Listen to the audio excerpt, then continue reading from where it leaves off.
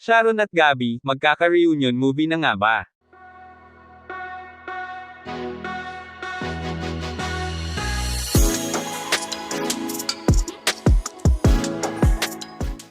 Hanggang sa ngayon nga, ay very much anticipated pa din ng mga fans nila Sharon at Gabby ang kanilang reunion movie.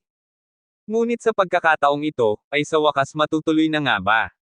Ito ang tanong ng karamihan lalo na ng mga die-hard fan, ng love team ng dating real life na mag-partner, na sina Gabby at Sharon Cuneta.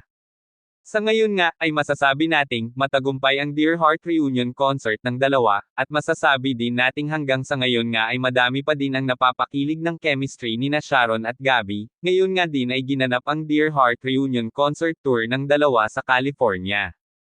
And after ng concert, ay hindi na iwasang may tanong sa dalawa ang tungkol naman sa posibilidad ng kanilang reunion movie, and well, batay sa kanilang plano.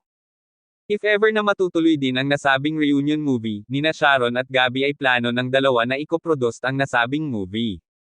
Sa kabilang banda naman, kung si Gabby Concepcion ang tatanungin, game na game naman daw siya sa reunion film nila ni Sharon Cuneta, na as we all know ay matagal nang inaabangan ng kanilang fans.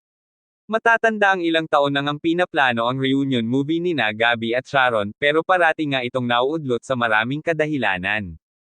Sa isang interview naman, kay Gabby Concepcion para sa Dear Heart USA and Canada Tour, inamin niyang isa sa dahilan kung bakit hindi matuloy-tuloy ang reunion film ay dahil sa kawalan ng magandang script.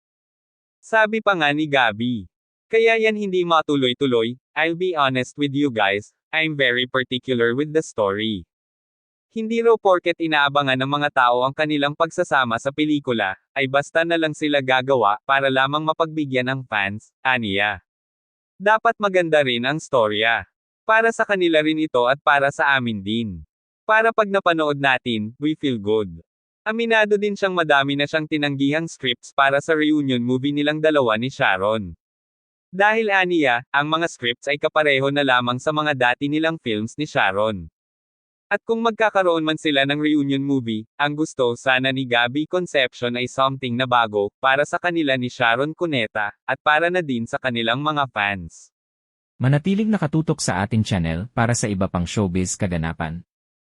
Maraming salamat sa inyong panonood. Please don't forget to like and subscribe.